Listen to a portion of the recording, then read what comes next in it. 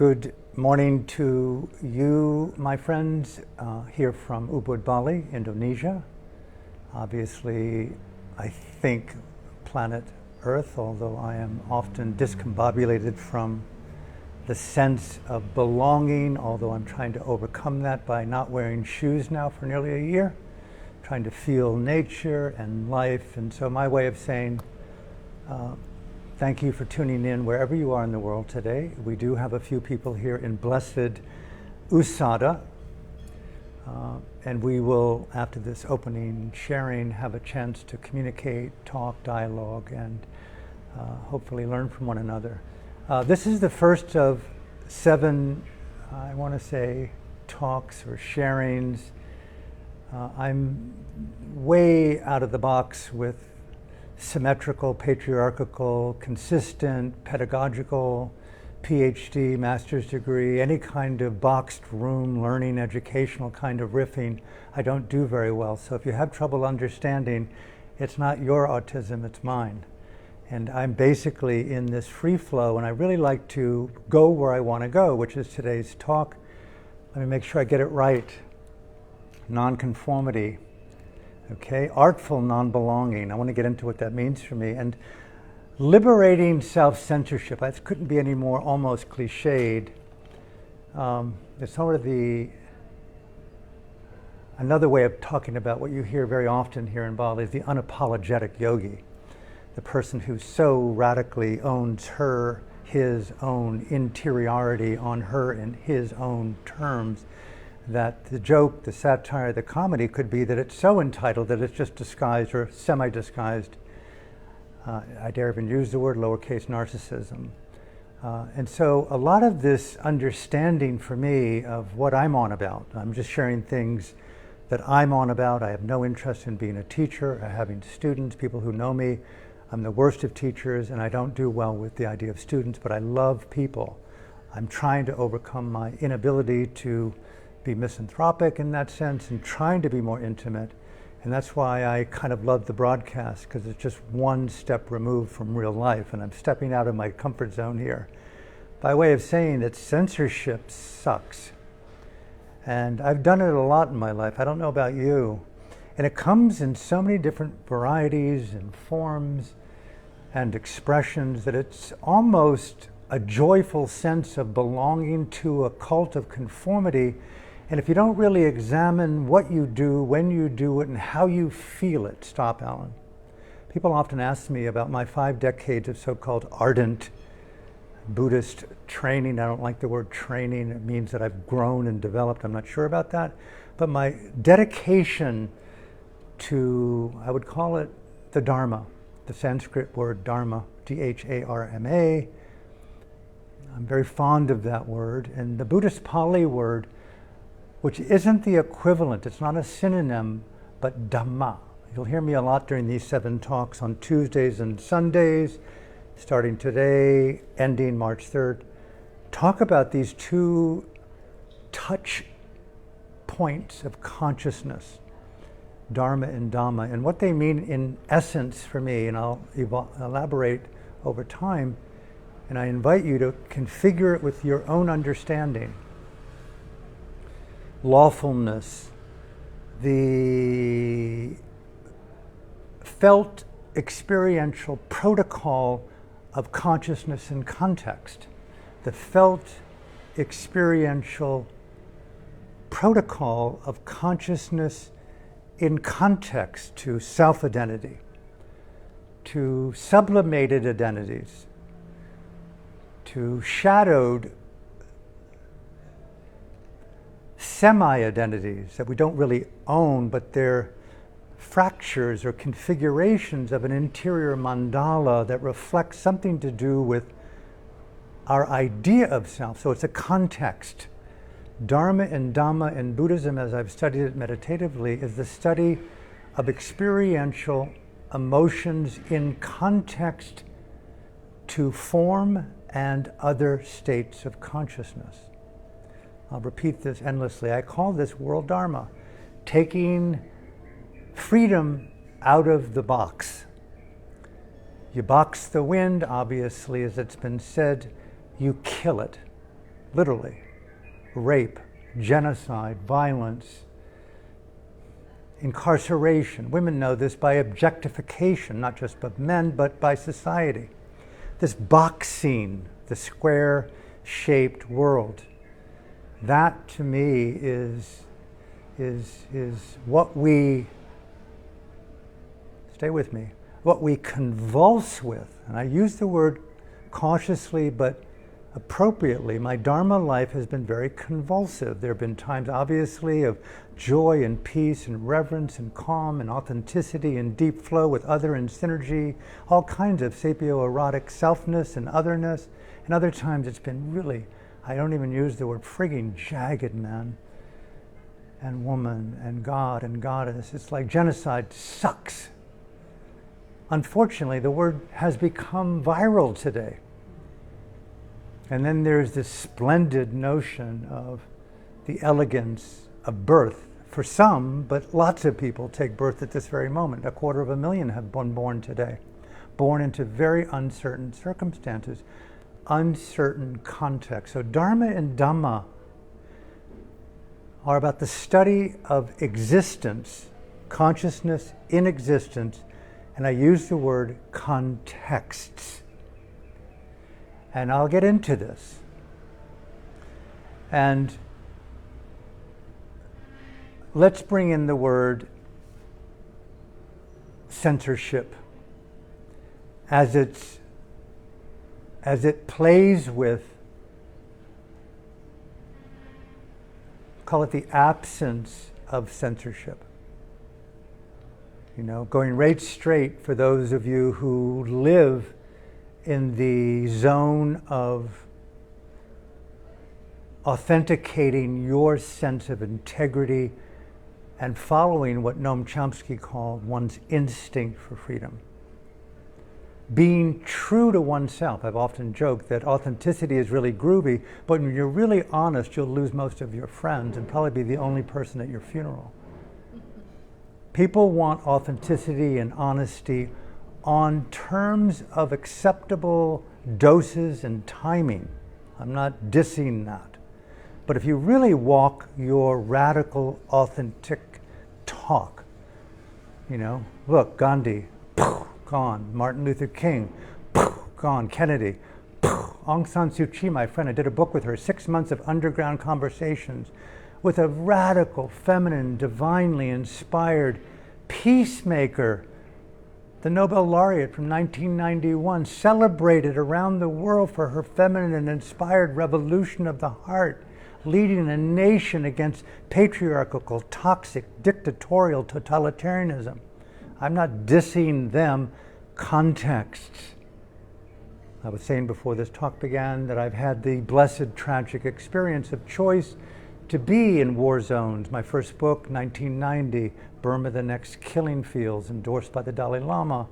After 4 months in Shan State, Karen State, near Laos and Thailand, where it was undergoing an ethnic cleansing of the Christian Buddhists of that particular region. And I happened to walk right into this apocalyptic circumstance that led me to, oh my God, where does my Dharma, where does my meditation? What about Alan, the peaceful, loving Dharma teacher in the West, with people who want to come out and live in the calm of the sanctity of yet another West Coast, peaceful, beautiful, luxury retreat, but yet all these people I knew out there, nuns and monks who had been in the monastery with me, now were taking up arms and saying, Alan, you got a fucking American passport, you can leave any time. Get off our back, Mr. Moralizer. What do you know about freedom in dynamic action? What if it was your daughter, your wife, your husband being raped and tortured? What would you do, dude? Contexts.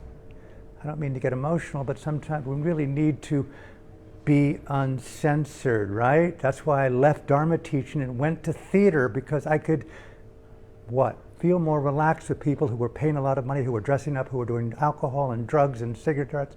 I could be myself. Pause halfway through.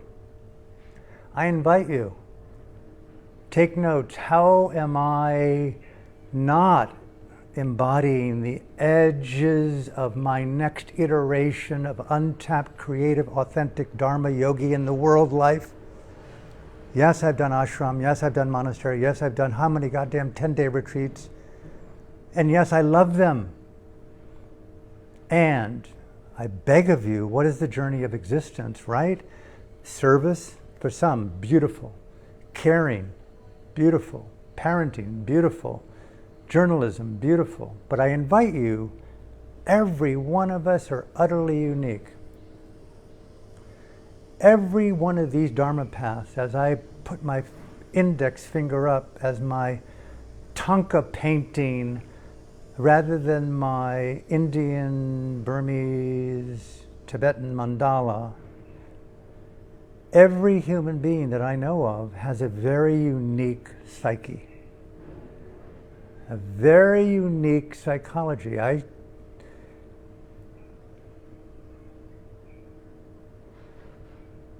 Just to pause here, I was in a monastery in Burma where we had between 1,000 and 5,000, we called them yogis. They're not just people who do hatha yoga or asana, but we call it inner Dharma yoga, asana of consciousness. And it's not a comparison. And everyone has no hair, everyone has mahogany robes, and if you're a nun, you have these beautiful pink robes, and everything is given to you, and you're taught a particular system of looking at consciousness in the context of your body. Embodiment is context, but what does embodiment point to?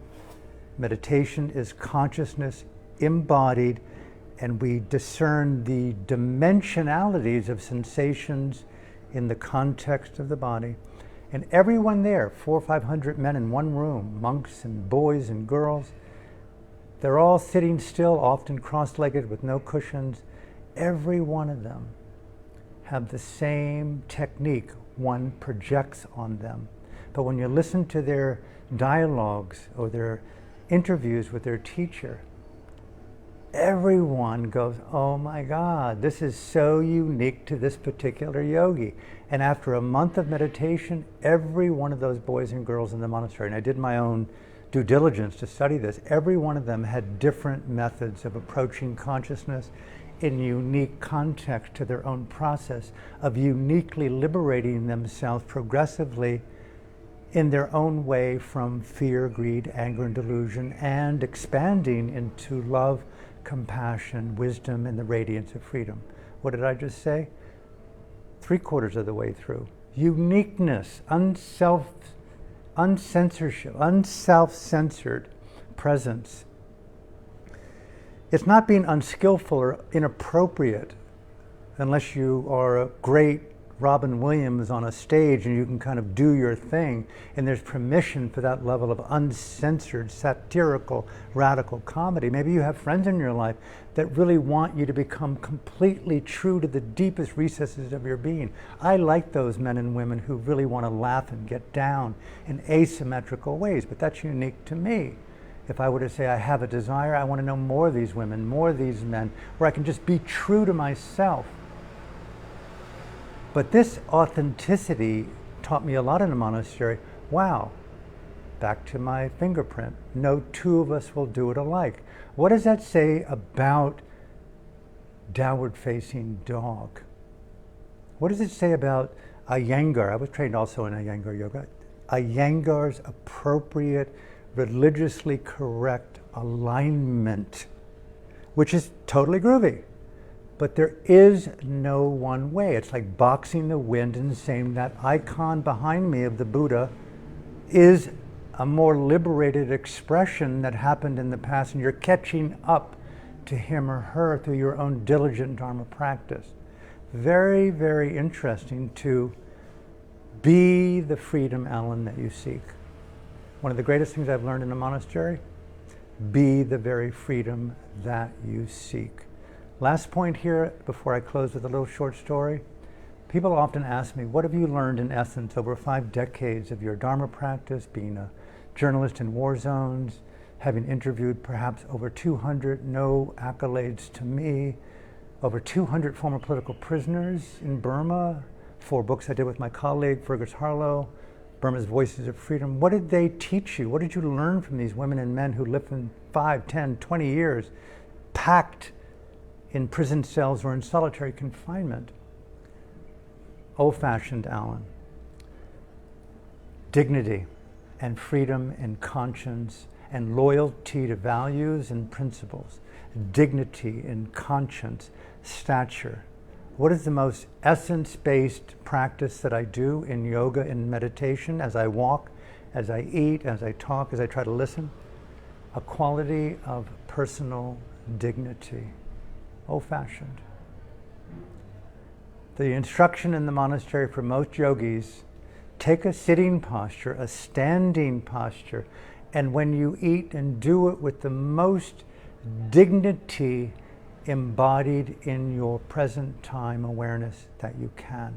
Dignity is the primary emotion that I find that leads me to be able to live the day in a quasi-peace and calm, in a crazy, maddening miracle called earth and life. And it is crazy, it is maddening. I wish I could cry more about how maddening it is, but I feel utterly blessed to have Dharma, Dhamma, Yogidom, and this deep, maddening instinct to be more and more true, which is trusting that that being true isn't just acting out through my unrecognized greed or fear or anger, but it actually is associated with compassion-soaked dignity, loving kindness-soaked dignity, freedom-soaked stature. I use the word saturated. It's a very feminine way of, I feel as a man, of taking it off of mindfulness, looking at something with clarity and bare attention like a mirror. But when you mindfully saturate the emotionality of something in the present, it's not that you lose your boundary, it's that you gain a greater stature of self-identity to be in greater artistry with whom you're with, yourself and other people. So let me recapitulate. Let me go over a few points. Dharma, D-H-A-R-M-A, Dhamma. The oldest word that we know as human beings, that at least I know, the Sanskrit word freedom. Freedom for me is twofold. Freedom in confluence with complexity at the senses, with present time, dignified, mindful presence. That's it, right there, learning the felt emotionality of invisibility. Where is in consciousness love, compassion, goodness, kindness, stature? These are words, right? So let me enter words as if you could not live without the oxygen in the word. That's how my teachers encouraged us. You must inhabit the quality of presence as if you were oxygenating it with inhalation through your lungs. That's how intimate saturation is with these states of mind. The closing story. I was not aware that in the monastery that when you ordained, you weren't allowed to use cushions in meditation or chairs. I could have easily have just escaped out the window somewhere, but there was a one-way ticket and I was either survive or die. And so I found a way around. Cushions were often outlawed there by cotton and wool and all those things. So I got an air cushion. And I all of a sudden went from unable to sit for more than 5 minutes on the floor without anything to being able to sit almost flawlessly without pain for an hour. I felt like I was just minutes away from enlightenment. No joke. But as a young monk, even younger than some of the younger monks, I was in the very back of the room. One day I was sitting and got up and walking. We're all walking in the meditation hall, and a bunch of young monks were back there around my air cushion, and they were looking at me and making fun of me that I needed an air cushion in order to meditate. And they were pointing at the air cushion, and they were pretending that they were going to poke a hole in it with a pin. And I completely lost it. I said, no way, I kind of don't do that. Then I immediately recognized, my God, my entire existence, I've come all these thousands of miles to be here, and my freedom was contingent on a goddamn air cushion. No offense to me, to anyone out there who lives in chairs and cushions and all the appropriateness of stuff and context, but political prisoners, there were no beds, there were no mosquito nets, there were no toilets, there were no soap, there was no razors. Often people were crammed into cells for 4 people with 8 people. They had to negotiate when they lied down, when they stood up. And many of them, not all of them, looked at me as if they had compassion for me. Stuff. So when we look at self-censorship, I would also include not just consciousness, but the way in which you inhabit, so to speak, your abode, your clothing, your body, your yoga, the way you talk, the way you move, the way you touch yourself sensually, the way you touch perhaps your partner, your modality of sapiosexual eroticism, that level of experimentation with expanding the radiance of your stature and the playfulness of your freedom, right there. These political prisoners taught me a lot. That among the things I learned, they looked at me, one of them, Uparle, my mentor in theater, who spent nearly 17 years in leg irons and arm irons, pounding rocks because he was Burma's preeminent spoken word artist. And he mildly satirized the dictator. When he was released, I interviewed him and talked to him. It's on film in our books. He said, Alan, my freedom was never theirs to take from me. Let that in, Alan, he said, let that in. You could only give away your freedom if you so choose to do that. And in prison, I chose not to do that. And within that, I kept alive what radically empowered my freedom, which was they're not going to take my mind as well. And so I kept satire and comedy and dark comedy and dark satire no matter what. When they beat me because I made other prisoners laugh, in my own humble way, I said, thank you for the gift, you motherfucker. My freedom is not yours to take. So my way of encouraging myself today in your company, what's the title? Artful Non-Belonging. Wherever it fits into your life, where am I compromising? Where am I conforming? Where am I censoring my thoughts, my speech, and to whom? Draw that mandala. Take the Buddhist ones off your wall. Take Shiva down. Take Vishnu down. Where am I in that constellation of self-censorship? And the last thing, where do I come alive? Where do I come alive? Untapped creativity is the empowerment I feel of radical authenticity. So from my heart to yours, thank you for tuning in.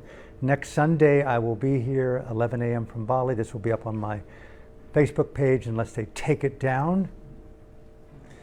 And then it'll be up on Rumble and YouTube and up on X soon. I'm going to do more and more and more, but we've got 6 more coming up, and we have a chance, if you want to hang in, for me to do what I really love doing, which is to hang out and talk with people who are here in the room. So if you want to hang in, stay with me, and thank you for tuning in. Thank you for hanging in there for that. So if you have anything at all that you would like to discuss or question, I'm all in to hearing whatever it might be. Take your time, and if there's something you want to get or drink or have to go to the washroom, don't hesitate. There's no issue. Take your time, please. I have a question. How would you define dignity? How would I define? Dignity? Could you Dignity, elaborate absolutely. actually what it means to you? Gifted question. You know, dignity is not an easy word to even talk about, much less define. But the way that I embody it, to the extent that I do, is it's a combination. And I want to say as a trained artist, painter, and then eventually a spoken word artist, artistry palettes are very important for me, analogous to consciousness. So dignity comprises for me loyalty to principles, loyalty to skillfulness, appropriateness, loyalty to presence, all of which are concepts that if we don't take our time and be as demanding as, no, I didn't order an AI illusory salad. I want to eat salad. I'm sorry. You would never be satisfied with anything other that wasn't nutritional. So dignity is the nutrient of conscience. All of this sounds, wow. And this is why the study of states of consciousness, SOMs, SOC, states of mind, states of consciousness, that is meditation in the Buddhist Theravadan tradition I studied. The felt experiential study of these near invisible states of mind, and one of the most obscure is dignity.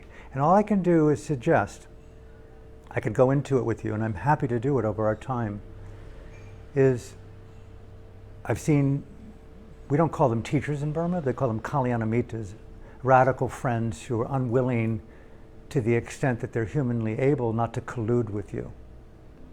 They're not here to make friends with your stupidity. And so everything is under the lens of satire and comedy in Burma. Like, you know, do you really need an air cushion to sit like that? And I said, you can do it, but but your enlightenment would be like dead air, things like that. And you go, do you get the point? Why don't you go lean against the wall, young monk? What? Don't question, lean against it. And they would have people do that. And you're leaning against the wall. That's your air cushion, that wall. You need that wall for your enlightenment. Look at the pain in your arm. That's your freedom. That's called collusion with dependency, calling it necessity. Very clever type of teaching. So with dignity, the way in which I was encouraged is they want you to explore it on your terms. No two of us will do dignity alike. To me, the way that I embody I want to say, my hands. How many times I watch kalyanamitas in Burma ask young boys and girls and older men and women to embody their hand. I mean, I don't know about you, but my hands are super precious to me. I'd like to say everything is, but my eyes and my hands, in that order of priority, it's like I get freaked if I meet someone who's blind and I go like, holy shit. Because I don't know that I could ever, but my hands, it's like, how do you hold hands with someone? Well, it combines intimacy, it combines trust, it combines tenderness, it combines love, it combines autonomy, it combines what we call in Theravada Buddhism, anicca. My parents were married for 75 years. They couldn't hold each other's hands anymore. They died. You're going to die, I'm going to die. So dignity has high virtue in it. It has a high degree of what do you call it? Respectful freedom. My freedom and yours are inseparable, as Desmond Tutu said in South Africa, Ubuntu. You can have faux dignity. You know, how many of us have studied in our own ways the tragic lessons that I pray that the planet could learn more and more of the Holocaust and the empowerment of people in positions of power, the banality of evil, as it has been said. So there's a lot of faux, false dignity. So dignity to me is very feminine. It's reciprocal. It understands context. You know, a dignified presence is a caring presence. So it's not one thing, but to reiterate some of the early things, and I will stop here, infused with stature, self-respect. You know, when you meet a woman or a man or a boy or a girl, not necessarily a butterfly or a squirrel or an orchid, but that too, if you're on psychedelics, is you can see their innate sense of, it's not swag, but it's something to do with their own sense of ease of being, uncontrived stature. That's a good way for me to put it, uncontrived dignity. Aung San Suu Kyi, for example, I'll give you an example of dignity in action. You know, she's now, I don't know if you know who she is, she won the Nobel Peace Prize in 1991 for kind of Burma's female-oriented Gandhi, and led a nationwide revolution against one of the most violent totalitarian governments in modern times. And just inspired the world to the point where in 2007, you know, Bono of U2 did a world tour where that song of his, Walk On, won Best Song of the Year, and they made, what, $200 million on Aung San Suu Kyi, because Amnesty International used her as the ultimate expression of political prisoners. And no offense to Bono, but now she's ultimately vilified by even the celebrities, the artists, the politicians, for lies. She's alone in a prison cell in the capital of Burma, 3 years post-coup d'etat, like total of 19 years of incarceration now, and she has nothing. Wearing prison garb, she's 78 years old. We hear the prison is filled with scorpions, rats, and mosquitoes. She's got infections in her gum and osteoporosis. And no one says a thing, except the Burmese, who call her Masu, Mother of Freedom. My point is we recently learned that they offered her air conditioning early on in her imprisonment. And she said, no, I'd be the last one to get it after every other prisoner of conscience got it first. That's dignity in action. Radical sense of commitment to conscious appropriateness, caring, not saying you're putting others before you, but in a radical expression, putting others before you. You know, and so how well do you sleep at night? It's a real art form, isn't it, to know the impact of consciousness every day of your life until you do what? A microdose of psychedelic or a high dose of ayahuasca, or you're in a relationship and all of a sudden the normal Alan is no longer the normal Alan, and I'm in configuration with the woman. And it's like all bets are off in terms of what I consider to be, you know, my sense of identity. You know, now my anxious detachment style is, God forbid, like a neon sign. And my inability to understand boundaries as fluent as someone younger is completely in the headlights of my denial. You know, and so dignity oscillates, is what I'm saying. It's not one thing. You got to have a lot of flexibility with it and keep a sense of, I'm cool. Aung San Suu Kyi developed a phrase that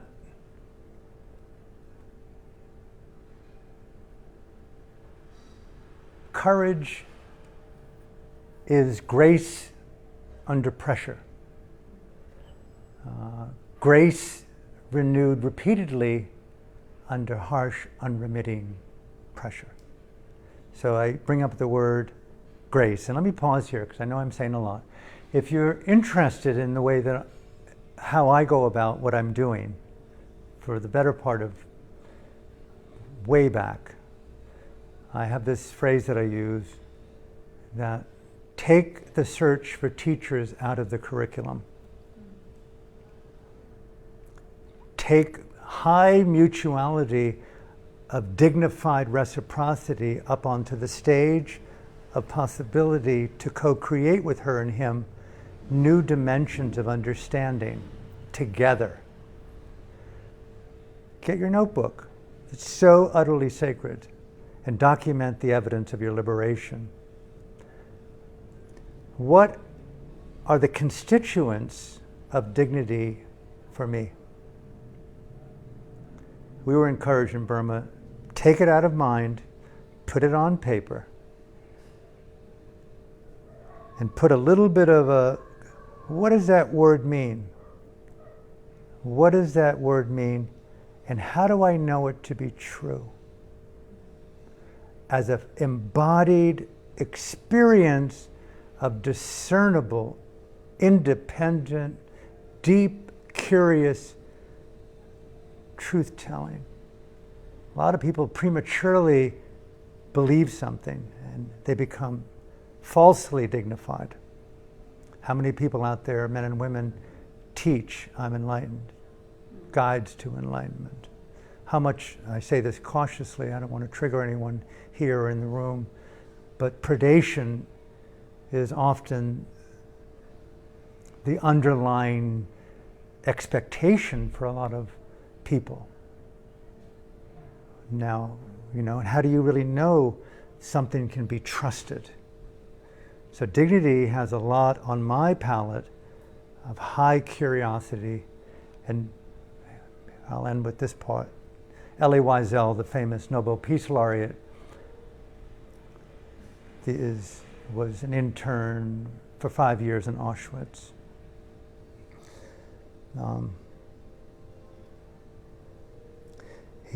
I don't know that I can get the quote exactly right, but he said, empower the question. There are no absolute answers. There are only questions. Learn the art of the question. Remove yourself from those who espouse absolutes, including yourself. Keep the question active. Therein lies for me innocence and dignity, and question and innocence are very beautiful. So this is online if you want to listen to it again. But the takeaway for me, document the evidence of your liberation and start to develop your own constellation of transformational Dharma practices. And that takes it off of otherness completely. Slowly but surely. So, okay, cool. Anything at all? Well, I just wanted to add, I've also heard it said and experienced myself that when I can actually formulate the question, when I really truly get the question, the answer's already there, because you can't ask. It's the art of finding the question. And once the question is clear, it feels like the answer just comes. It's quite a mysterious and lovely grace. Being able to, what really is the question? What it really is the question?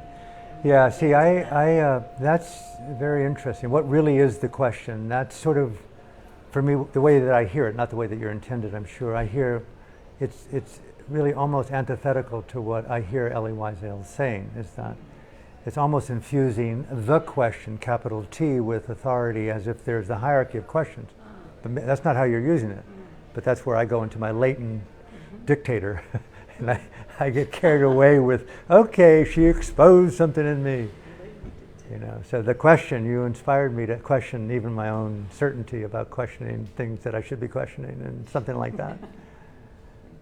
You know, in Burma, even when they came to the door to take your home, Aung San Suu Kyi and her colleagues encouraged them, even though they're going to take your home and shoot you probably on the spot, at least go down asking the question, by what right do you have to take my home? Pretty rad. Yeah. Pretty extreme, but pretty rad. Well, that is really Nonviolent activism and yes, rad and action. as you said, it's not someone else only has authority. If I give, talk about this freedom. See, it's so interesting you're bringing this, Leanne, is that, you know, I was nothing close to struggle in Yugoslavia during the war. I would make that point clear. I mean, but I did voluntarily go there, based in Zagreb. I was asked to write a film about love in the time of genocide. And so I wanted to be, my friend worked at the United Nations in Sarajevo and got me in to Zagreb. I wasn't in Sarajevo during the war. And call it one of the most tragically beautiful times of my life. You can see there's something about communication and communion that I just cherish. I can't, if I have an addiction, it's communion. I'm not just saying, yeah, and there's something about that. But my point is that I watch so many people build in toxic confidence and abscond from innocence and mutuality and sacred reciprocity as the stakes of violence came closer to their heart and home.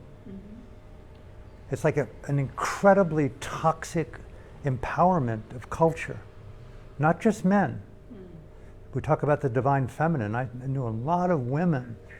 My partner at the time, she was ready to just jump to the fucking front lines. I'm not saying that that's an anti-feminine quality, but a lot of women in Yugoslavia, the Bosnian Muslims, the Croatian Catholics, the Bosnian Serb, were empowered women who, you know, did their thing to embody radical autocratic nationalism and murder. It's not confined to men with, you know, penises. And so this questioning became, in the absence of questioning, became a cultural tragedy, a political tragedy. Look in my country of America today. It's laughable and stupid, these buffoons. You would say as a woman, what's new, right? But you know, Elie Wiesel is saying, hey, the way to not have a Holocaust again is to question, okay? Hey, Hamas, what the fuck are you doing, taking our people out like that? Aung San Suu Kyi, I could hear her saying that. What the fuck are you doing, Hamas? Well, Netanyahu and your war cabinet, you people are in denial of your fucking oppression of our people. Okay, let's talk about it, at least shout it out, rather than the empowered ongoing industry of weaponry and toxicity and an autocratic patriarchal blah, blah, blah, right? We're going to kill ourselves off because we don't know how to learn how to question each other. So it's not a casual issue. Not at all. Anyway, so you can see that it takes a lot to trust that you're not too much by being nonviolent. You know what I'm saying? It would be very easy to me, hey bitch. Well, people take nonviolence as a violent act. It's a strange Yeah. Well, see, paradox, isn't it? this is a very interesting area of discussion for me, is like, what's an acceptable expression of your presence? Yeah. You know, I walk around here in my yoga shorts and my sort of yoga tops, and if you're not with a mala bead and you got your om everywhere all over your body, and you don't blah, blah, blah, and you haven't done breath work, and you haven't done, you know, all kinds of various things to do this and that, and you have trauma, you really not into woundology, Alan, you motherfucking evil, you're Bin Laden of the spiritual scene. You haven't healed your primordial wound, your parents didn't love you enough when you were a child, dude. You're in denial of your fucking toxicity. It's just everyone's got to be traumatized to even get into Ubud today. There's a all over there, and something that looks like an You know, so you got to be very careful with the issue of self-censorship. Very, very careful. Yeah. Because next thing you know, you belong to the cult of your own form of Nazism. Next thing you know, you're a successful influencer. Right. No offense to influencers. But I know of influencers who do not in any way remotely even walk remotely to what they put out. Right. It is completely faux. Well, and that's part of dignity for me. Pardon me? Dignity, if we talk about what does dignity mean, there has to be an element for me in walking your talk. It's Beautiful. So you cut right to the chase. You're I beat around the bush because I'm probably in denial of that. She said, dignity, walking your talk. I spent 20 minutes not even getting to the phrase. Thank you, Leanne. It's not all of it. It's a big one. Yeah. Walking your And talk. respect. Okay, well, let me ask you that. What does walking your talk mean? I mean, ask everyone in the world. What is what? I mean, that's a showstopper for people. Yeah. Hey, let's go out. I met you on denial of, our talk walking. How do you deny your walk talking? How do you not walk your talk? Yeah, where is it that I think part of it for me is really questioning that of myself. You question that in yourself? Yeah, where am I not walking my talk? Where am I really not transparent? See, if I were your friend, I would say you're not confessing something, you're just kind of, this is my projection, bear with me. Is that my sense is, if you're anything like most people I know, it's a denial of your power and your beauty that one often asks that question. Asking the question is a denial of power and Often,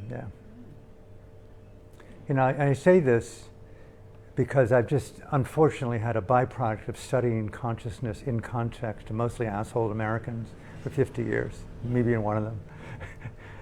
I'm an American too. Are you? Okay, then you're not an asshole then. I take you. A label on And it's like most of them are asshole men, not women. And the reason is that they're so proud of their fucking insight. And they're so romantically clever in their charisma to wine and dine another group of 200 people who come to my fucking 10-day retreat. And I'm just so funny as hell, aren't I? But I go home and I'm just basically so in pretense that if there's a thing called psychological Botox, it's like, I can't even shut my fucking faux smile off, even to my kids, or my dog looks at me and growls. You know what I mean? It's like, I want a new life. So I need a sex worker and lie about it. And moralize it to all my students that you should be sexually so in clarity. And like double life, right? It's a very simple example. They're not serial killers, they're good people. They're just in denial often of their beauty. If I were to have an audience with President Biden or former President Trump, I would say what you need is some very incredible women around you. Shut the fuck up, dude. Just listen to me. Dr. Joe can be there. She can be your shaman in court. Open your mouth. And you need what it means to access deeper states of consciousness. You'll be a better politician. You might even win the election. Open your ayahuasca door. Open your psilocybin door. Open your ketamine door. Okay? And let women surround you. Get your clothes off. No one's going to fucking hurt you. You're killing everyone in the world with your weapons, okay? Be willing to touch places in myself that are vulnerable, right? So the beauty thing for a lot of people is the fear of vulnerability. I know that's like, you've been in Ubud too long to say that. But I really do feel that a lot of people who are in these pretentious roles of not questioning and lack of dignity, but pretentious dignity, they've lost, not lost, because they're so skilled. Some of them are master breath workers and Vipassana teachers and Western I mean, they got like colonels in the army of spiritual transformation. I mean, you can't get any more presidential than the medals of honor. I've even got, even my dog is an acupuncturist. Yeah. But they're still in that Colgate smiley denial, and you can feel it. You can feel their paralysis at DNA levels, right? Yeah. But no one dare talk to authority like that. Why do these psychopaths get away with mass murder? Why are we tolerating fucking 4 months of unthinkable horror? I'm not just saying to Palestine, but Burma. 5 years of torturous killing of the people. Why are we allowing this level of lack of dignity and sacred reciprocity? So when I talk about beauty, and I say this to me, I have no more time for transformational awakening. No, we're finished. That's how I feel. We need real. Give yes, it to we me, need real woman. Life now. And I thank whole you for transformation rousing the is- flag of anti-nationalism. You know, I say this with confidence. About a year ago, I coined the term psychedelic activism because I'm at 2 with woundology. Yeah. I'm so fucking broken. I don't want to have bunches of bandages all over my body as I awaken, bleeding and scabbing. So it doesn't work for me. I've had undiagnosed brain trauma since my car accident at 15. I've done all kinds of bullshit. I've been in war zones. You're traumatized by birth. Buddhism taught you trauma is intrinsic to the fabric of existence. Right. Hello? Right. There is no first cause. There is no healing ultimately. So beauty in Buddhism is known as bhavana. B-H-A-V-A-N-A. What does it mean, dude? It means meditation. Really? I thought meditation was mindfulness. No. Bhavana, what does it mean? The beautification of consciousness. They don't buy your wounding story. I'm wounded, motherfucker. Well, then you're permanently, Don't you focus realize? on that part of yourself, and that's all Yeah, you get. I'm not joking. I'm just playing out some theater riffs that I want to use later on at stand-up. Okay, but you mean I'm not traumatized? You know, you better explain yourself. I mean, that's sort of what you get when people are going, oh, say more. But anyway, the beauty in Burma for me, I learned bhavana, it's like mind is a flower. And their rebuttal to the woundology story is you don't examine the darkness between petals to open the flower. Hello? Hi, it's fucking degrees, pixelations of darkness in there. Like, turn to the light. Everything that's in life is a superpower event.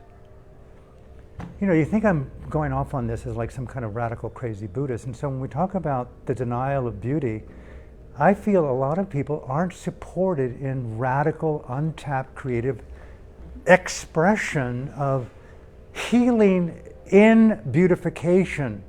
Use the word, but maybe find a different word. Yeah. Maybe there's another synonym for healing, which is I like beautification. But yeah, Yeah, healing is too loaded with all of this. it's too fucking Fauci-like. It's too much vaccine in it. It's got too much medicalization in it. I mean, no offense to the big pharma and big medical industry, but fuck you, man. You prove you are bullshit. Do you know the Emerald podcast, Josh? I do, yeah. So the revolution will not be Yeah. psychologist, Yeah, it's brilliant. beautiful, totally, right on. I mean, there's nothing original here, but it's like, oh, I'm going to be original. And I want to walk my talk. And when I hear what you're bringing up, Leanne, as your ally, as a new ally, is please hold me accountable to my power, my beauty, not our collusion in. No offense to mommy and daddy, but my mom and dad are dead. And I regret, as much as I love them and showed gratitude, that I did not do more. Not what they didn't do. And they didn't do a lot, if I believe that modality. But it's the encouragement of, hey mom, hey dad, hey God, hey goddess. You know, compliment, dispel the darkness, beautify. And I would encourage you, if you're interested, what are some of the elemental colors on the palette of my consciousness that I want to become more acquainted with? And next week we're going to talk about the intersection of psychedelics, meditation, and Buddhist psychology on Sunday. And these, to me, I mean, I cannot believe the word felt is almost, you can't get to Bali if it is not in your passport. Like I am a religious, hey, listen, I'm an embodied, felt yogi. Okay, I've got that you've got to walk your talk. Okay, you can be trusted. But what does it mean to stay at the confluence of where I'm contracted, and not do a Picasso there or a Rembrandt on that energy with what didn't go well enough in the past? How to lift that association of cultural conformity. Boy, Alan, you are fucking with the edge of my respect for you, dude. Okay? Promise me that you walk your talk. No. I'm not going to make a deal with you on me. It's about you. Yeah, don't follow me. Follow your own truth. Right. But right there is how I operate. What is the next expression of my colors of beauty? May I ask a question of that? Really sorry. Write them down. Please, take your time. Because actually, I think I know what the truth may be, but I actually a little bit confused in a way. Because I agree with like focusing on the positive, but then when I came here I realized everybody focuses on the positive to the detriment of reality. And I'm not saying beauty and positive are the same things. Yeah, because you understand what my question is? No, I don't. I'm just trying to clarify the words you're using. Yeah. But I want to know, so take your time. Yeah. Take your time. Just want to make sure that we stay as close in the process as possible because it's a sensitive topic. Yeah. I guess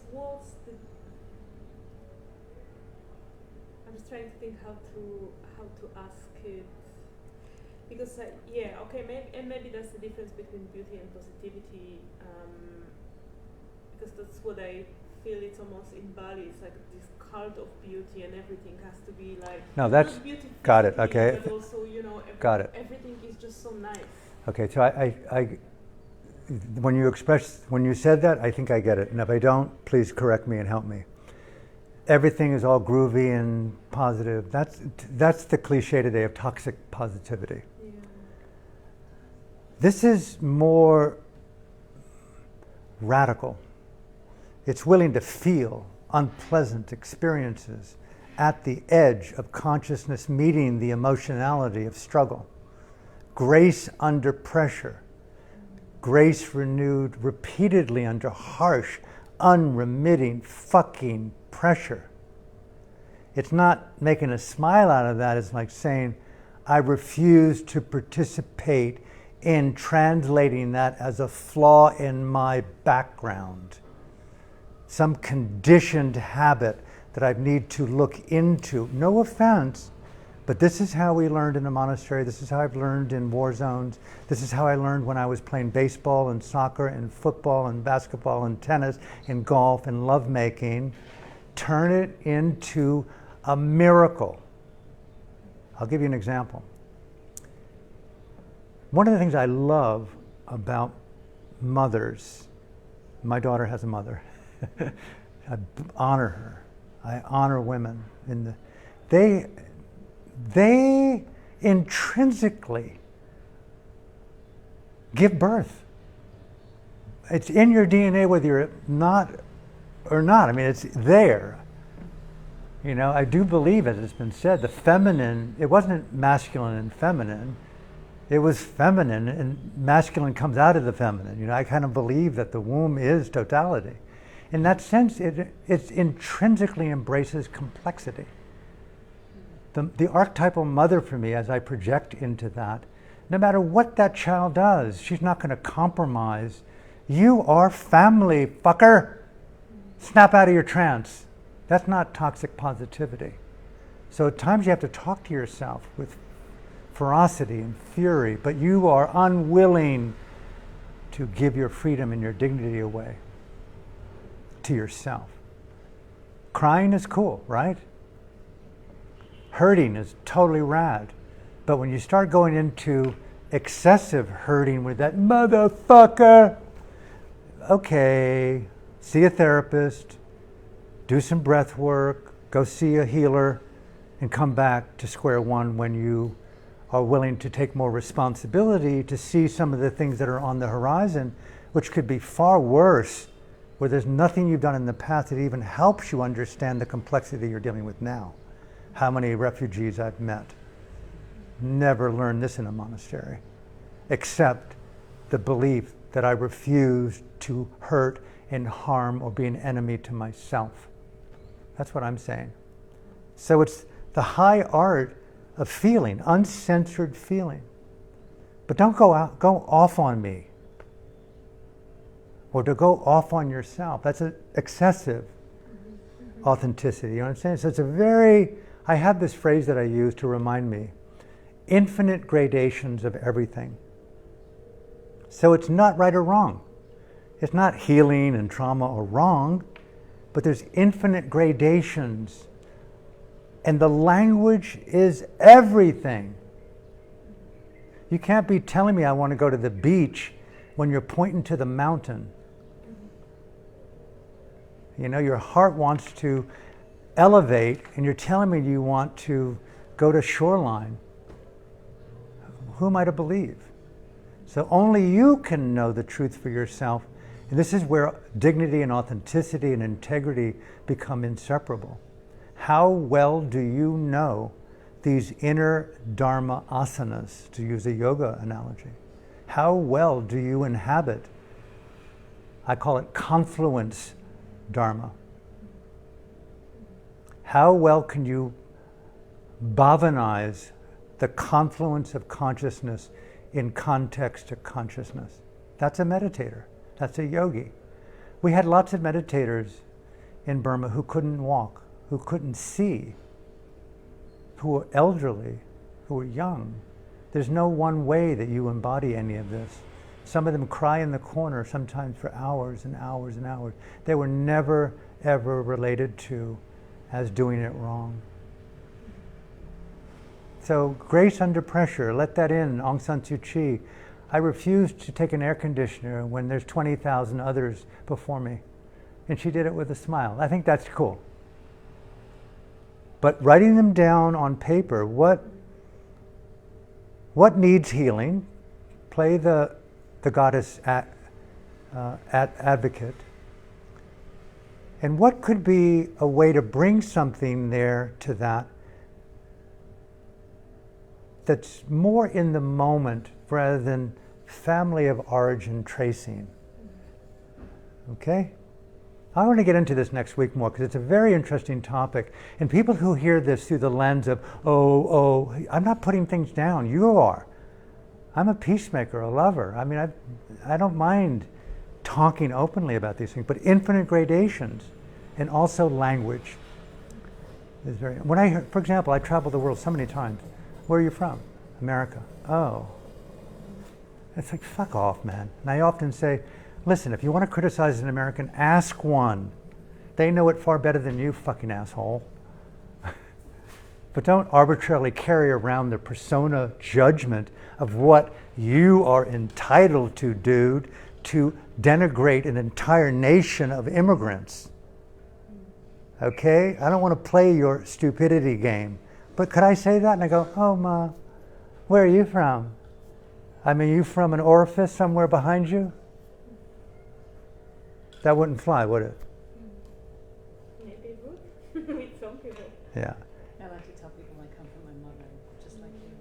So my words matter. I mean, 9 out of 10 meditators in Burma, the teaching for them, this is a giveaway, this is a spoiler. What do you mean by that? What do you mean by that? There's no immediate agreement that the language that you use to describe consciousness is the language that I use, or even the meaning that you attribute to these words has anything to do with the meaning I attribute to these words. And so the intimacy of communion is often actualized by a very indirect question, oh, what do you mean by that? And I ask myself this over and over again when I'm meeting new people. Taking it off other is a common mantra that I use with people. Take it off other, as much as there is about relatedness and relationship, because I think one of my vulnerabilities is I call it excessive bonding syndrome or something, where the next thing you know, it's like, as soon as it shifts, it's like, you just, I don't know, but maybe it's just because of the trauma of so many people have died in my life. I don't know. Maybe all of us. But anyway, thank you for your questions and your presence. And anything else before we say end? Thank you for tuning in around the world. I'm going to close today with a couple of announcements, and we're going to call today, I want to say an end, but it's a beginning. I've been nearly a year here in Bali, actually to the day, and many of you may or may not assume this is one of my first outings.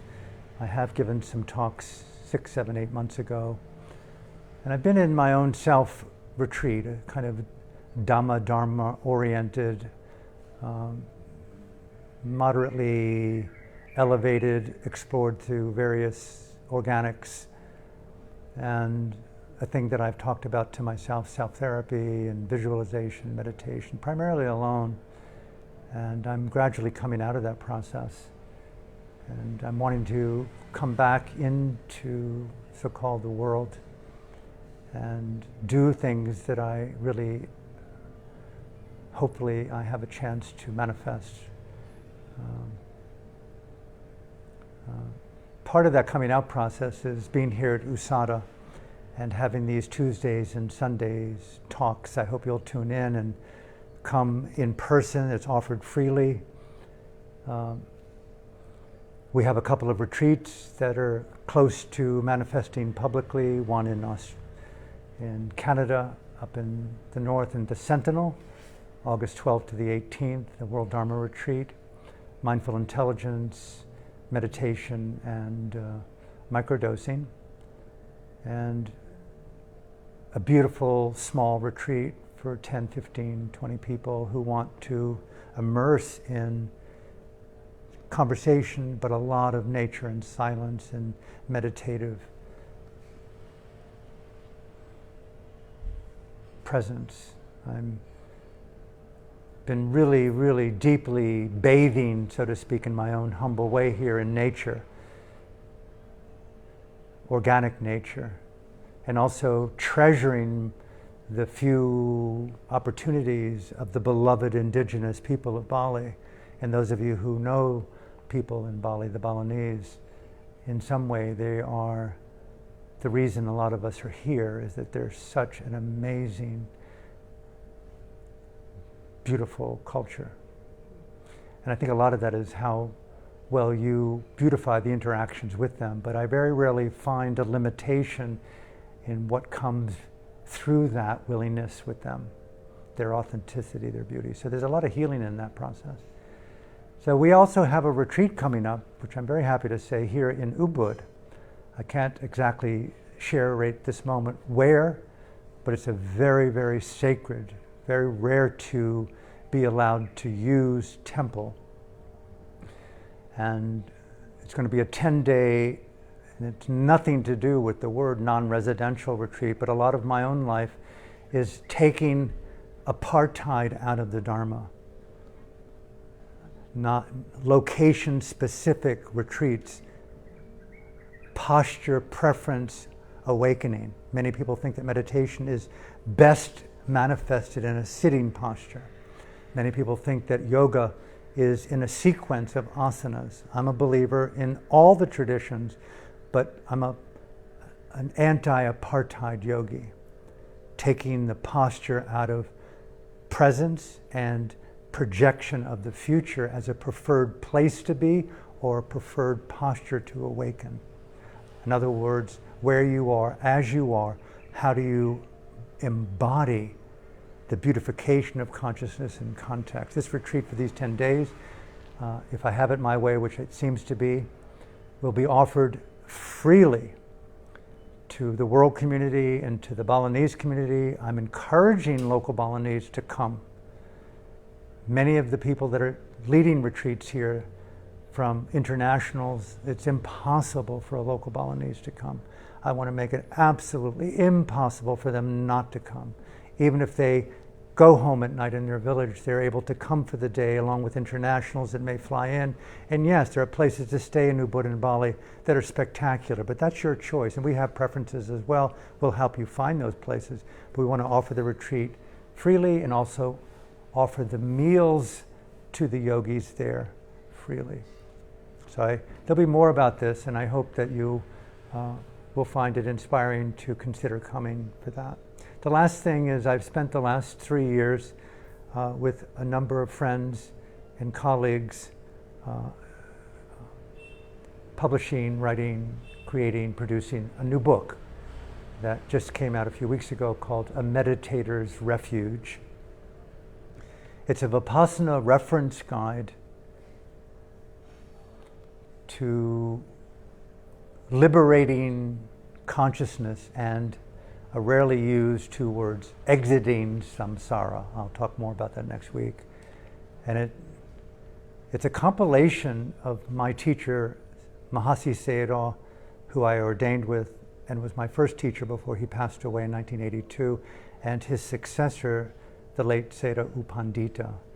The book is compiled with their most essence meditative teachings, instructions, and insights, along with my own written notes that were scanned and then typed by my Dhamma friend Martina, put together by my longtime designer Justin, and edited along with a number of other people by a longtime friend Carrie. And this book has just been published, and the reason I'm mentioning it, not so much that it's the most important book that I've ever brought forth, in that if there was one thing I left on the planet, when discontinuity happens, this book is a lifelong companion for anyone who wants to undergo a month, a year, 2 years of intensive meditation. And I carried around the large part of this book in notebook, handwritten, because I was thrown out of Burma by the dictator and I had no teacher. This book became my teacher over the decades in intensive meditation. And I asked myself 3 years ago, is there anything left undone? And among a few things, this was the biggest thing that I felt undone, and it's now done. And for those of you who are interested, it's available anywhere in the world on online booksellers. So from my heart to yours, thank you for tuning in. Hope to see you on Sunday, and have a beautiful day. Thank you.